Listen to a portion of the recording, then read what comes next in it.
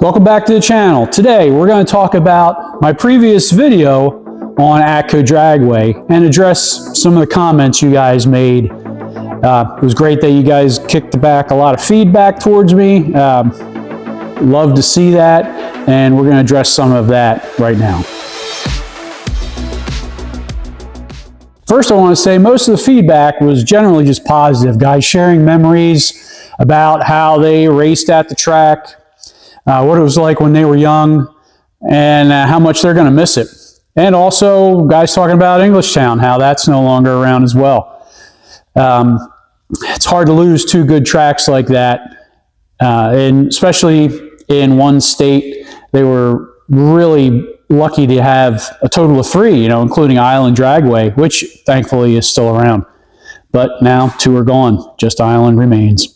I had comments ranging from talking about the previous owner, how he was a jerk, how he was a nice guy, how the track must have been a real pain to run, how cost must have been pretty extensive to run it. All very true. It's got to cost a fortune to run a track. Talking about the politics of New Jersey and how that was against track owners. Yeah, that's a big part of it as well.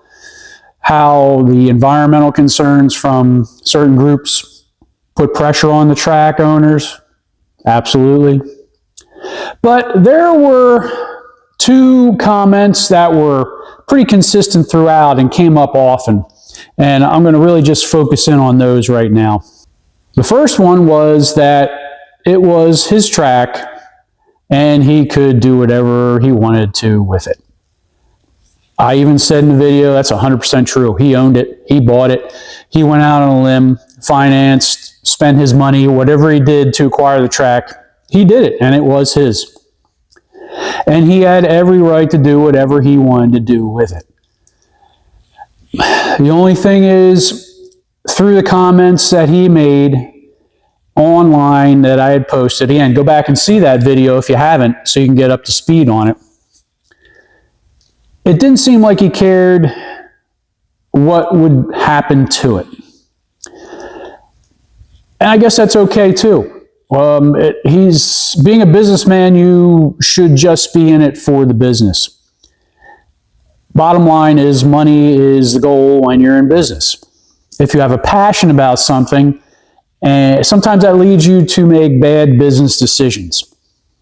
I can't fault a man in that direction if that's the way he was going to go with it, if it's just strictly a business decision.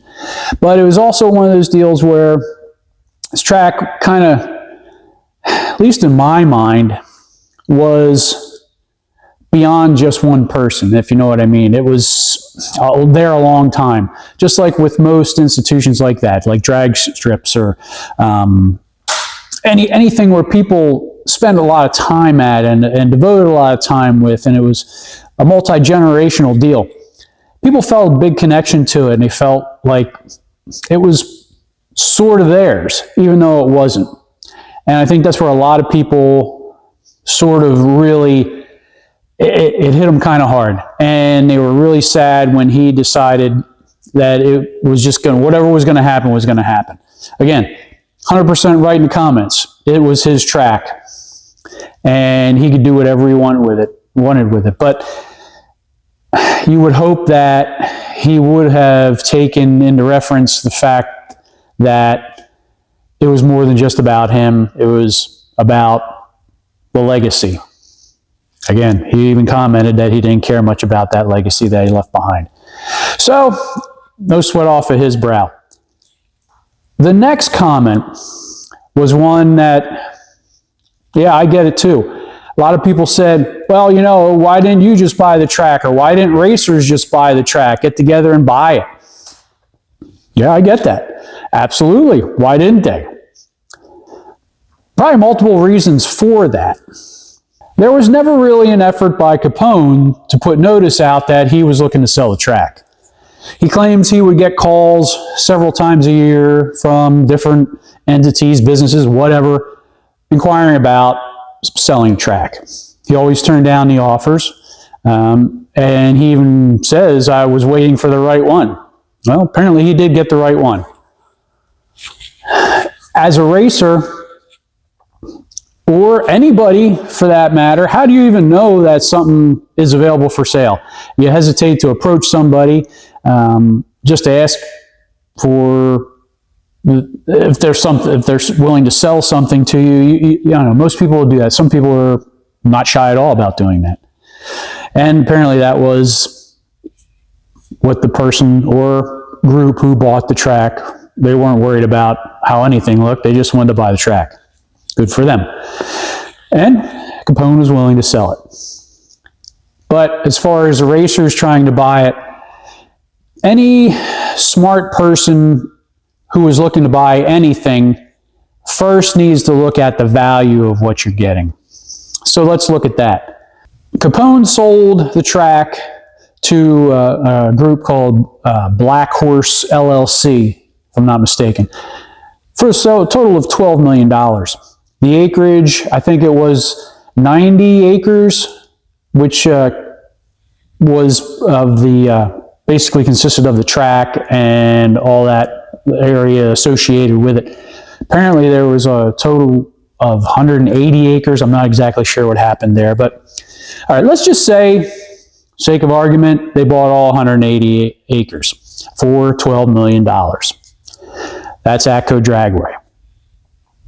At about that same time, actually a little earlier than that, Maple Grove Raceway was for sale. That started in 2019. And the asking price at that time was $8 million. That's what they were asking. Keep in mind, Maple Grove Dragway has over 450 acres. It consists of the racetrack itself and all the land within, has a campground, includes various properties, which include rentals. There was a lot going on with that property.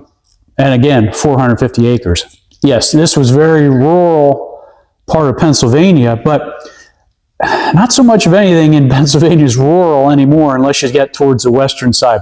You're pretty much accessible to whatever you need on the east side, in and around Maple Grove Dragway.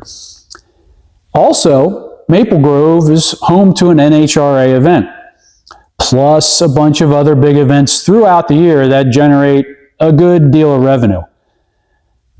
You're thinking $8 million compared to $12 million to Atco. What would be the better deal in your mind? Let's just say you were a racer or an investor, and you would say, you look at Atco, all right, no main events, no big events, a couple good events, but no big national events. Maple Grove, national events, more land. Just seems like Maple Grove at $8 million was a far better deal than Atco at $12 million. So it wouldn't even make sense at those numbers for anybody to buy it. Why would you? $12 million for Atco Dragway versus $8 million for Maple Grove. That's a no-brainer. You can buy Maple Grove all day long if you have that kind of money.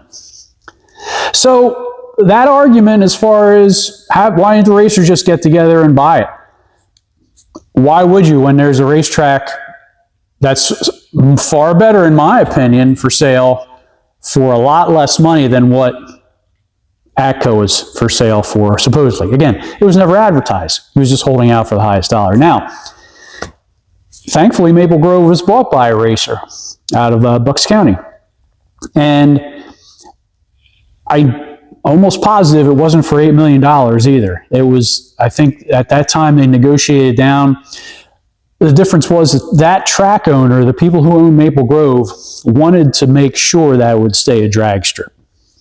So they waited. They did not sell. They first started advertising in 2019, as I said, and I think it was sold in 2022. So they held on to it for a while. Granted, they had to deal with it through COVID and all that, but let's be honest, COVID wasn't really affecting home sales. There were homes on the market, homes selling. People were buying and selling homes or property. So the owners of Maple Grove wanted to make sure the track stayed a track because of the legacy.